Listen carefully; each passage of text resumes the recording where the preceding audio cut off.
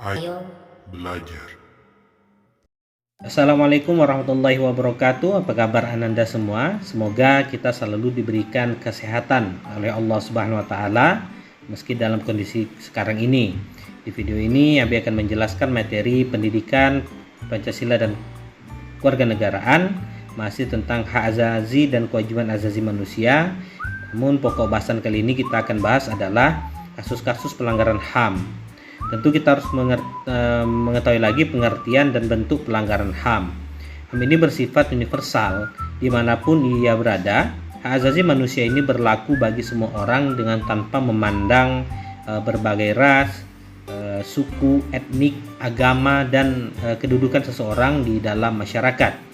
PBB telah mengadakan konvensi dan perjanjian-perjanjian internasional di berbagai negara untuk menjamin negara tersebut melindungi hak azazi manusia setiap rakyatnya. Walaupun PBB telah mengeluarkan pernyataan terkait HAM dan telah menyusun serangkaian aturan untuk melindungi setiap individu di seluruh negara, nyatanya masih ada ditemukan sejumlah pelanggaran HAM di negara-negara tertentu di seluruh dunia. Menurut PBB, terdapat beberapa jenis pelanggaran HAM berdasarkan kategori tertentu.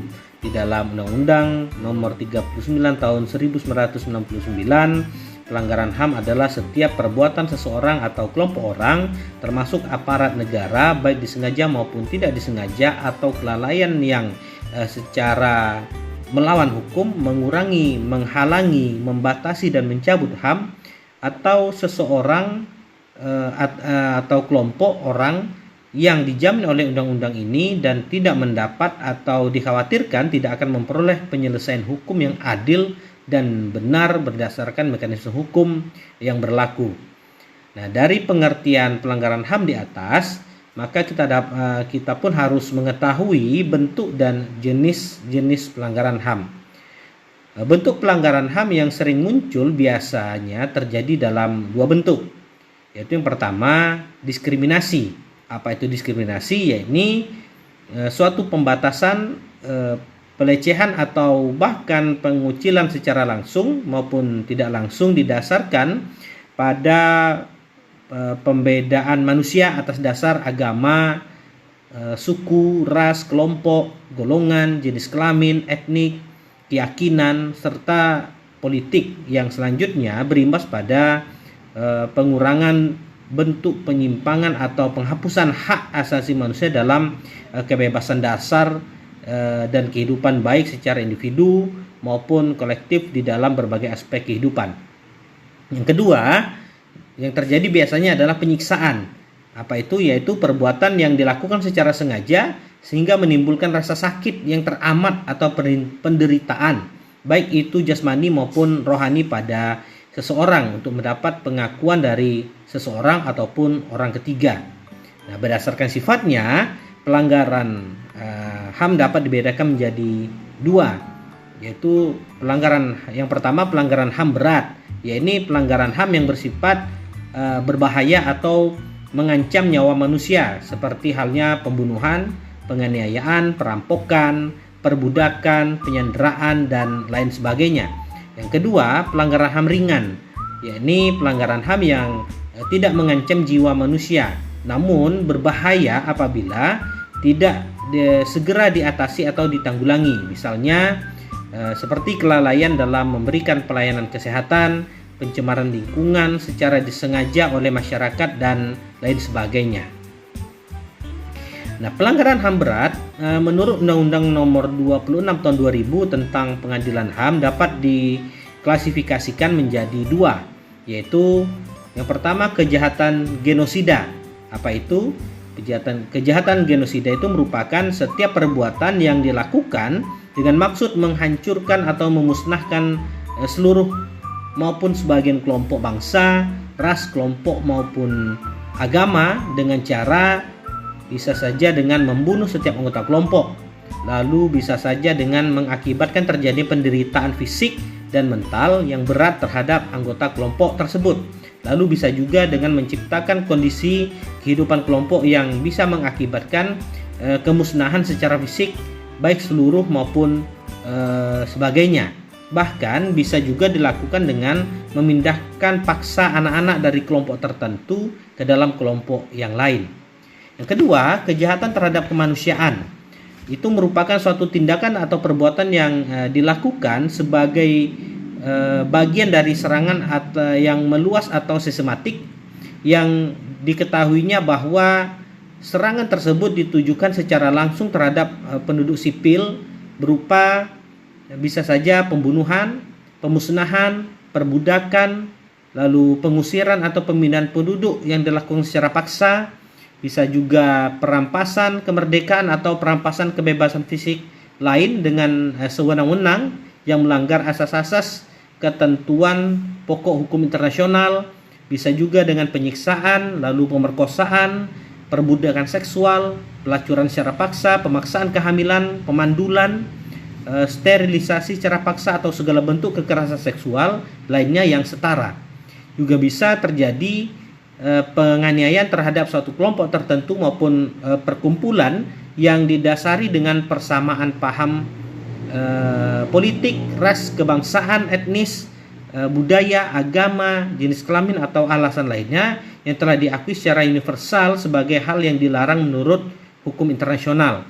Lalu juga bisa dilakukan dengan penghilangan orang secara paksa, kejahatan apartheid atau sistem pemisahan ras yang diterapkan oleh suatu pemerintah bertujuan untuk melindungi hak istimewa dari suatu ras atau bangsa. Pelanggaran HAM di atas pada dasarnya adalah bentuk pelanggaran kepada hak hidup seseorang, hak kemerdekaan dan hak kebahagiaan yang dimiliki oleh setiap manusia. Nah, selain itu, pelanggaran HAM berat merupakan bentuk penghinaan terhadap harkat, derajat, dan martabat manusia. Lalu apa faktor penyebab pelanggaran HAM? Pelanggaran HAM itu dapat disebabkan oleh faktor-faktor. Yang pertama, faktor internal. Faktor internal ini merupakan dorongan untuk melakukan pelanggaran HAM yang berasal dari diri pelaku pelanggar HAM. Di antaranya adalah sikap egois atau terlalu mementingkan diri sendiri. Nah, sikap ini akan menyebabkan seseorang untuk selalu menuntut haknya, sementara kewajibannya sering diabaikan. Lalu yang kedua, rendahnya kesadaran HAM. Hal ini akan menyebabkan pelaku pelanggaran HAM berbuat seenak-enaknya. Yang ketiga, sikap tidak toleran. Tentu sikap ini akan menyebabkan munculnya saling tidak menghargai dan tidak menghormati atas kedudukan atau keberadaan orang lain. Yang kedua, itu ada faktor eksternal. Faktor eksternal yaitu faktor yang berasal dari luar diri manusia yang mendorong seseorang atau kelompok orang melakukan pelanggaran HAM. Di antaranya penyalahgunaan kekuasaan. Nah, di dalam masyarakat terdapat banyak kekuasaan yang berlaku. Salah satu contohnya adalah kekuasaan dalam perusahaan. Para pengusaha yang tidak memperdulikan hak-hak buruhnya jelas melanggar hak asasi manusia. Lalu ketidaktegasan aparat penegak hukum juga menjadi salah satu faktor. Aparat penegak hukum yang tidak bertindak tegas terhadap pelanggaran HAM tentu saja akan mendorong timbulnya pelanggaran-pelanggaran HAM lainnya. Lalu bisa juga penyalahgunaan teknologi. Seperti kita ketahui, kemajuan teknologi dapat memberikan pengaruh yang positif, tapi bisa juga memberikan pengaruh yang negatif, bahkan dapat memicu timbulnya kejahatan. Nah, di samping itu juga kesenjangan sosial dan ekonomi yang tinggi.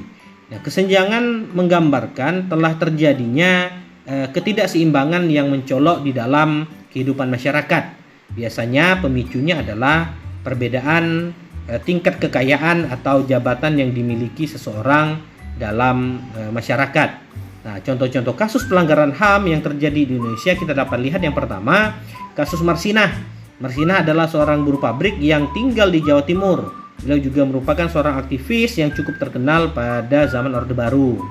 Lalu dua, kasus Munir.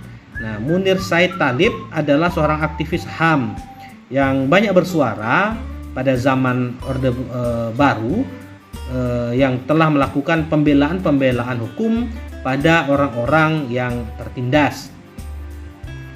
Salah satunya adalah menjadi pembela keluarga korban penculikan paksa yang terjadi pada tahun 1997 dan 1998.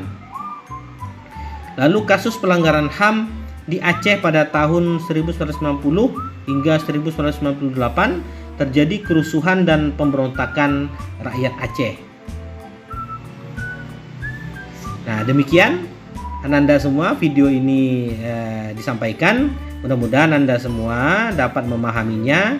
Dan jangan lupa kerjakan tugas yang ada pada bagian deskripsi video ini. Sampai jumpa. Wassalam.